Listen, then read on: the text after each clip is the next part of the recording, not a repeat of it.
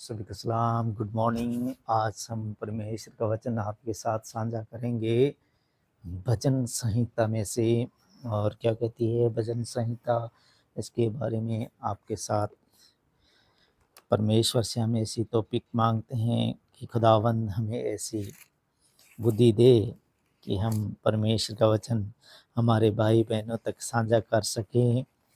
तो परमेश्वर हमें सामर्थ्य देता है। भजन संहिता 117 अध्याय छोटा सा मैसेज है आज का।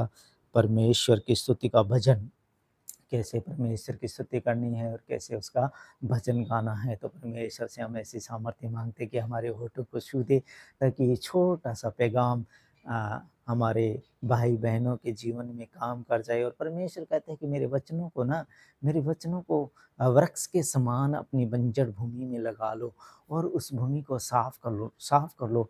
परमेश्वर की नज़र में हमारी एक, आप तो कह दो कि हमारी एक छोटी सी आत्मा है, लेकिन परमेश्वर की नज़र में हमारी ये आत्मा छोटी सी नहीं है, जो कि हजारों हजारों किलों के समान है, जो कि बंजर पड़ी है। बंजर कैसे पड़ी है कि हमें परमेश्वर के बारे में डर नहीं है। तो हम डरते नहीं हैं परमेश्वर से। क्यों नहीं डरते? अपने पिता से हमें डरना चाहिए। और परमेश्वर का वचन कहता है कि भय ही बुद्धि की प्राप्ति है। अगर तुम भय रखोगे, परमेश्वर का डर रखोगे, खौफ रखोगे, तो तुम्हें बुद्धि की प्राप्ति होगी। मतलब हम बुद्धि को रिसीव करेंगे अगर परमेश्वर का हम डर रखेंगे। तो परमेश्वर से हमें डरना चाहिए, परमेश्वर का खौफ हमें खाना चाहिए। जब हम परमेश्वर से डरेंगे तो हमें बुद्धि मिलेगी, और बुद्धि मिलेगी तो हम निंदा, ईर्ष्या, ढाक, कपट, ये सब जो हमारी भूमि को, जो अच्छी भूमि है, उसको बंजर बना के रखी है, ऐसे ऐसे विचार, गलत विचार, नेगेटिव विचार, चोरी, ढाक, कपट, लुच्चपन, क्रीड़ा, कुदृष्टि, परस्त्रीगमन, ऐसे क्या है कि ये बंजर भूमि पड़ी है। मतलब झाड़ियाँ ही झाड़ियाँ, झाड़ियाँ ही झाड़ियाँ उगी पड़ी है। तो ये परमेश्वर को कतई पसंद नहीं है कि मेरी इनको दी हुई भूमि ऐसे इतनी कंटीली झाड़ियों से भरी हुई है। और क्यों भरी हुई है?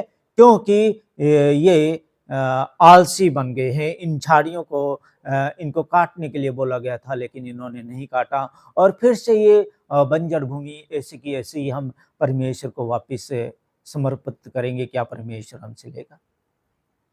क्या परमेश्वर हमसे जवाब नहीं मांगेगा कि तुझे इसको काटना था, इसको काट के यहाँ पर अच्छा एक वृक्ष लगाना था?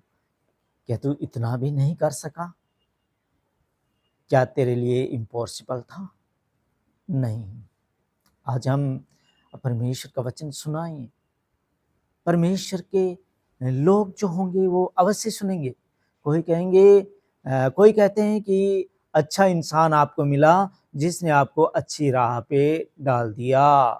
अन्य जाति के लोग ही ऐसा कहते हैं कि आपको अच्छा इंसान मिला, परमेश्वर से आया हुआ कोई उसका नुमाइंदा मिला जिसने आपको अच्छी राह पे डाल दिया। और एक कोई कहेगा कि हमने ऐसा प्रैक्टिकली घटना बताते हैं, बोलेंगे क्या कि एक दिन चर्च जाओ, दूसरे दिन जाओ, तीसरे संडे जाओ, 3 संडे कंटिन्यू गए तो आपको पूछा जाएगा कि आप कहाँ से आते हो, क्या है आपके बैंक का अकाउंट नंबर, क्या आपका मोबाइल नंबर क्या है, ऐसा मांगेंगे और आपके अकाउंट में 10,000 डाल देंगे।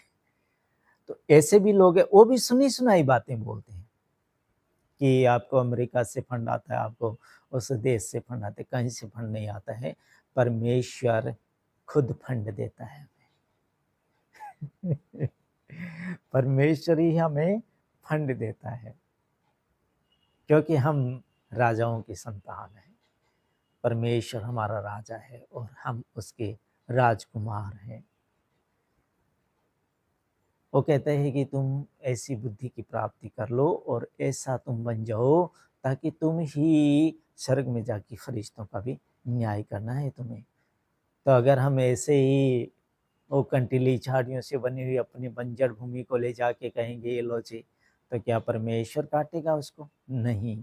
परमेश्वर कहेगा आग में ठहल जा, अपने आप चलेगा।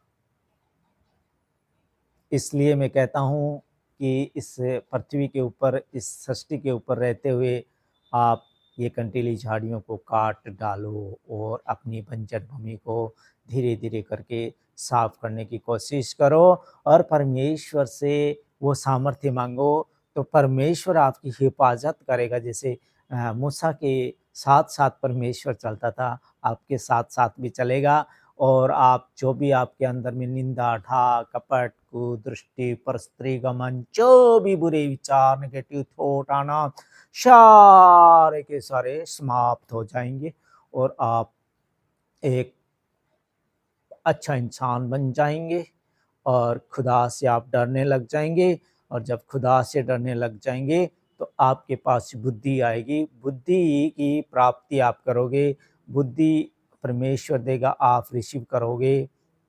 तो बुद्धि को रिसीव करना ही परमेश्वर का भय मानना है। अगर परमेश्वर से नहीं डरोगे, बुद्धि नहीं मिलेगी, फिर कुड़कुड़ाते रह जाओगे। इज़राइलियों के जैसे 40 दिन का रास्ता 40 साल में बदल जाएगा। तो हमें ऐसा करना नहीं है, हमें उस स्वर्ग वाले टर्मिनल को देखना है, उस प्लेनेट को देखना है, अगर आपकी लालसा है तो। क्योंकि कब स्टेशन आ जाए और हम ऐसे ही कुड़कुड़ाते और लड़ते-झगड़ते रह जाएँ, कोई हमारा साथ नहीं देगा, भड़काने वाले बहुत होंगे, लेकिन छुड़ाने वाले बहुत कम होंगे। इसलिए परमेश्वर का खौफ खाइए, परमेश्वर क्या करना चाहता है, परमेश्वर क्या कर रहा है, परमेश्वर को अपने काम करने दीजिए। आप परमेश्वर से डरिए और बुद्धि को प्राप्त कीजिए। और आज का भजन संहिता 117 अध्याय छोटा-सा मैसेज 3 आयत 2 ही आयत है। एक आयत कहती है, हे जाति-जाति के सब लोगों यहोवा की स्तुति करो, यहोवा के भजन गाओ, हे जाति-जाति के लोगों परमेश्वर का भजन गाओ।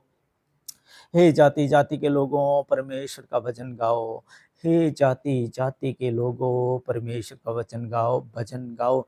इसमें ये नहीं लिखा है कि खाली मसीही लोग भजन गाने के लिए बोला गया है, बल्कि यहाँ पर पवित्र धर्मशास्त्र कह रहा है, हे जाति-जाति के लोगों, सब लोगों के बारे में बोला गया है, क्योंकि उसने एक ही इंसान को बनाया था, आदम को, और आदम की हम सारे के सारे संतान हैं।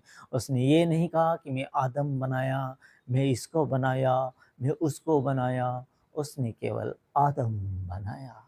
उसके नथनों में उसने सांस को फूँका, उसको उसने मिट्टी से रचा, उसने हवा को बनाया और उसी की हम सारे के सारे संसार के अधिकारी है। तो परमेश्वर इस धर्मशास्त्र में कह रहे हैं, हे जाति-जाति के सब लोगों परमेश्वर का धन्यवाद करो, परमेश्वर की स्तुति करो। हे राज्य-राज्य के सब लोगों उसकी प्रशंसा करो। इसमें ये नहीं कहा गया है कि उस देश के लोग खाली उसकी प्रशंसा करें या उस राज्य के लोग खाली प्रशंसा करें, बल्कि यहाँ पर लिखा है, पहले लिखा गया जाति-जाति और अब लिखा गया राज्य-राज्य के सब लोगों उसकी प्रशंसा करो, उसको सराहो कि परमेश्वर तेरे काम क्या ही अद्भुत है। परमेश्वर तेरे काम क्या ही अद्भुत है। तूने कैसा इस सृष्टि को रचा। हे रचैया तेरा धन्यवाद हो। हे सृष्टि के रचैया तेरा धन्यवाद हो। हे आकाश को तानने वाले तेरा धन्यवाद हो। हे चंद्रमा को बनाने वाले तेरा धन्यवाद हो। हे सूरज को बनाने वाले तेरा धन्यवाद हो। हे मनुष्य को बनाने वाले तेरा धन्यवाद हो। समुद्र पृथ्वी बनाने वाले तेरा धन्यवाद हो। धन्यवाद दीजिए, स्तुति कीजिए परमेश्वर की, खौफ खाइए परमेश्वर को और बुद्धि को प्राप्त कीजिए, क्योंकि उसकी करुणा हमारे ऊपर प्रबल हुई है, क्योंकि उसकी करुणा हमारे ऊपर प्रबल हुई है। और यहोवा की सच्चाई सदा की है, यहोवा की स्तुति करो, क्योंकि परमेश्वर की सच्चाई ही सदा की है। आकाश टल जाएगा, ज़मीन टल जाएगी, लेकिन परमेश्वर के कहे हुए वचन नहीं टलेंगे। सुंदर सा मैसेज आज आपके पास पहुँच रहे हैं खुदावंद परमेश्वर की तरफ से कि क्योंकि उसकी करुणा हमारे ऊपर प्रबल हुई और यहोवा की सच्चाई सदा की है, यहोवा की स्तुति करो। परमेश्वर की करुणा सदा की है, उसकी स्तुति करो, परमेश्वर की स्तुति करो। तो हमें गीत भजन गाते रहना चाहिए, परमेश्वर से डरते रहना चाहिए, तो हमें बुद्धि मिलेगी, समझ की प्राप्ति होगी। और बुद्धि मिलेगी तो हम बुद्धि से बातें करेंगे कि ना कि कुड़कुड़ाएँगे। हमारे अंदर प्रेम आ जाएगा, क्योंकि मैं बार-बार ज़िक्र करता हूँ राजा सुलेमान का, कि राजा सुलेमान ने कहा कि चींटियों के ऊपर में नज़र डाल के देखो कि वो कैसे एकजुट होकर रहती है। वैसे ही हम इंसानों के लिए भी उसने ये पैगाम दिया था कि एकजुट हो जाओ, और परमेश्वर भी यही कहता है कि एक भेड़शाला और एक चरावा बन जाएगा। और परमेश्वर ये भी कहता है कि मेरी भेड़ें और भी इस भेड़शाला से बहुत बाहर है। तो आज परमेश्वर की भेड़ें वो भी इस भेड़शाला के अंदर आनी बाकी है। तो परमेश्वर की भेड़ों को इस भेड़शाला के अंदर ले आने की कोशिश की चाहिए, और परमेश्वर का डर मानना चाहिए, परमेश्वर का भय मानना चाहिए। परमेश्वर की स्तुति करने के बारे में आज बातें हो रही है। राज्य-राज्य के लोगों परमेश्वर की स्तुति करो, राज्य-राज्य के लोगों उसकी प्रशंसा करो, बड़ाई करो। हे जाति-जाति के सब लोगों यहोवा की स्तुति करो, परमेश्वर की स्तुति करो। परमेश्वर की स्तुति करने के बारे में जाति-जाति के लोगों को बोला जा रहा है। ये नहीं है कि ये अंग्रेज़ों के भगवान हैं, ये उनके भगवान हैं, ये नहीं है। परमेश्वर एक है, इसी ने जिसने इस सृष्टि को रचा है।